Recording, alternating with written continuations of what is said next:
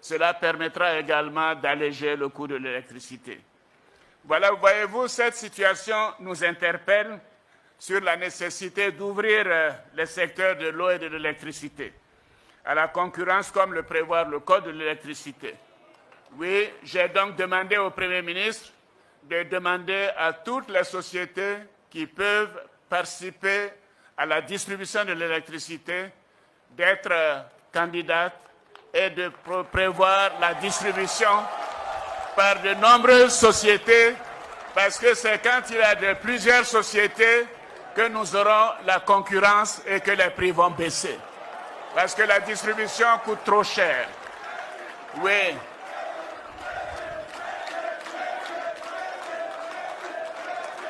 Voilà. Donc nous avons décidé donc il faut mettre fin au monopole de la CIE et de la SODECI. De faire direct là, trop c'est trop. Trop c'est trop. À chaque fois c'est Burkina on insulte, à chaque fois c'est Mali on insulte. Entre nous-mêmes là on vit la réalité ici. Qu'est-ce qu'il y a? On a arrêté ça. Nous les Ivoiriens on a arrêté ça, c'est pas bon. On a arrêté ça, c'est pas bon. On souffre ici, on aura parlé de ça. Ils n'ont pas arrêté de... Ah, niaisé. On souffre ici, on aura parlé de ça.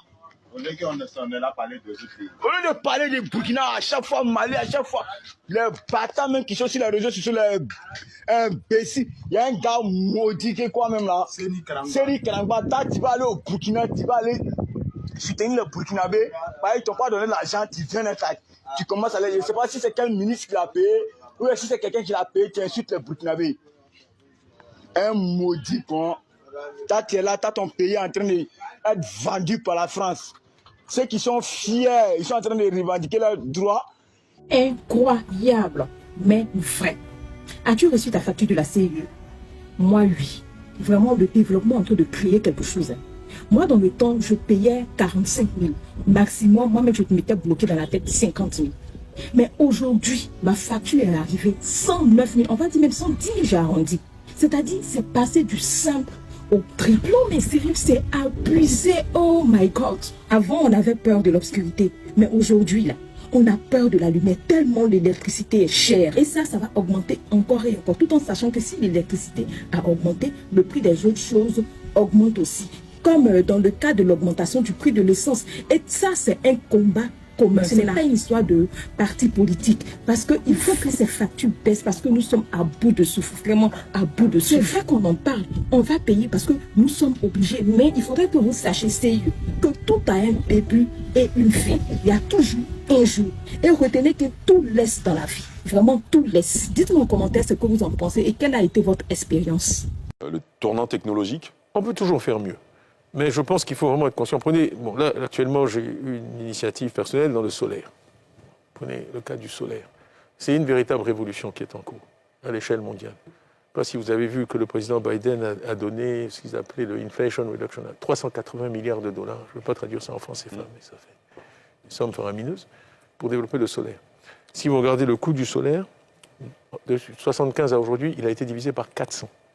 C'était 105 $ le watt. C'est 27 cents le watt aujourd'hui. Donc 60 000 francs CFA, moins de 100 francs CFA. C'est incroyable. Et donc, les économies comme l'économie américaine sont en train de basculer vers le solaire. Alors, on est en Afrique. Vraiment, c'est un discours que j'ai tenu récemment à Lomé. Je suis en train de travailler avec la BAD, les institutions, la SFI, etc. Parce que vraiment, qu'on ait des problèmes d'énergie dans le continent le plus ensoleillé du monde, c'est une aberration. Avec la technologie actuelle, on a la possibilité de mettre des panneaux sur pratiquement de façon résidentielle partout. Et l'autre révolution qui est en cours, c'est celle du transport, parce que si je peux vous mettre une batterie avec ces panneaux, vous allez conduire, M. Derasouba, gratuitement tout le restant de votre vie, si vous avez un véhicule électrique. Donc, plus de stations-service, plus d'essence, plus de prix de l'essence qui monte et vous chargez votre voiture avec le soleil qui brille sur nos têtes. C'est un manque à gagner aussi pour l'économie. Non, parce que c'est un gain de productivité. Regardez le gain de pouvoir d'achat que c'est pour la famille moyenne. Vous vous rendez compte que le poste essence véhicule passe à 0, le poste facture d'électricité passe à 0. ça vous transforme. Au contraire, ces gens-là vont dépenser plus, consommer plus, investir. Et c'est comme souvent, malheureusement, ce sont les pays les plus avancés qui bénéficient de ça en premier, ce qui fait qu'en fait, l'écart, au lieu de se réduire, s'accroît. Donc c'est important, comme on l'a fait dans le cellulaire, qu'on soit conscient de ces révolutions et qu'on saisisse la balle au bon, parce qu'on a vraiment une opportunité de le faire. Donc ça, c'est quelque chose sur quoi je travaille, et c'est concret et c'est très intéressant. Et on espère qu'on aura l'occasion d'en parler. La team, vous venez de voir les différentes vidéos que je viens de déposer ici concernant les difficultés dues à l'électricité en Côte d'Ivoire. Entre M. Alassane Dramane Ouattara, qui promettait de revoir les prix de l'électricité et de l'eau, nous avons plutôt eu une population qui a vu les prix grimper. À côté de ça, nous avons vu des populations en train de pleurer, en train de dénoncer, à l'instar de cette femme dont je vous ai mis ici, ou encore de ce gars qui a fait qui ont fait des vidéos pour dire stop au fait que la CIE est en train d'augmenter les prix de manière extrême. Entre cette femme qui quitte de 45 000 à se retrouver en train de payer à 110 000 et tous les autres qui se retrouvent avec les factures de plus de 100 000, ce qui est plus cher même que le prix des maisons où ils vivent. C'est insupportable pour les populations.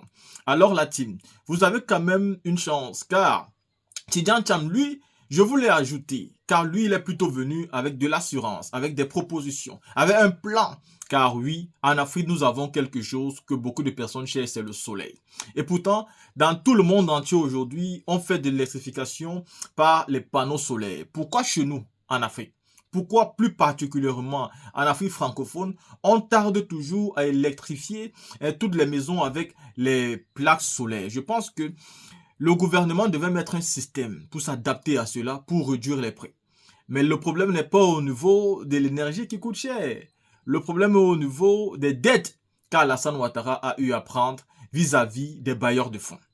Et ces dettes-là, il faut les rembourser d'une manière ou d'une autre. Nous le disons toujours ici. C'est le début des crises. Et ceci ne va pas se limiter sur Ouattara. Là, le prochain président qui viendra aux affaires, lui aussi aura des comptes à rendre. Il aura un travail à faire.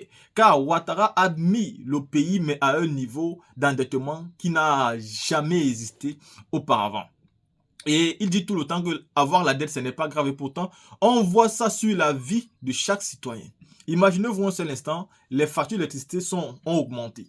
Qu'est-ce que vous pensez qui va se passer derrière? Derrière, vous aurez toutes les autres choses qui vont aussi augmenter.